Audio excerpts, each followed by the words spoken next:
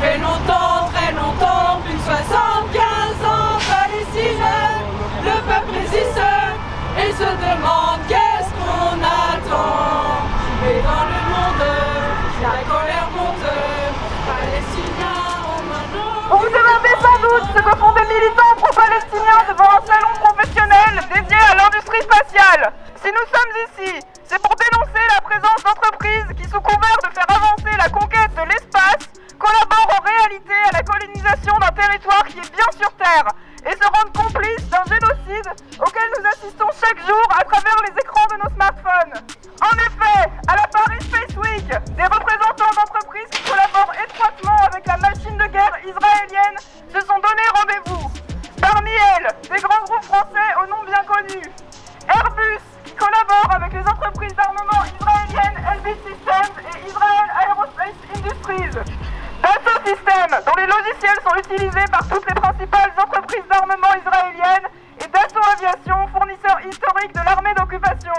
MBDA, qui collabore avec Israel Aerospace Industries pour importer les armes TT sur les Palestiniens vers l'Allemagne. Safran, qui vend du matériel électronique à l'armée israélienne et collabore avec l'entreprise d'armement israélienne Rafael.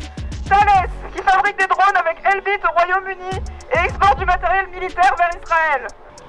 L'offensive israélienne a déjà fait plus de 31 000 morts à Gaza, dont une majorité de femmes et d'enfants. Derrière l'industrie spatiale se cachent des vendeurs de morts complices d'un génocide. Pas de networking pour les profiteurs de guerre. Aujourd'hui, c'est une foire aux armes. Ici, on vend des armes. Free, free Palestine! Free, free Palestine! Je suis un des animateurs de la campagne Stop Arming Israël.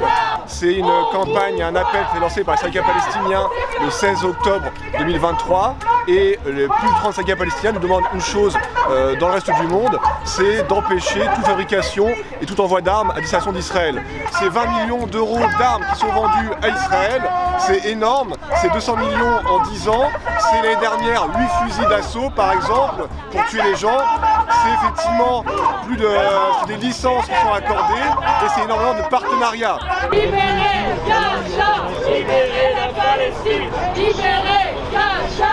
Libérez la Palestine!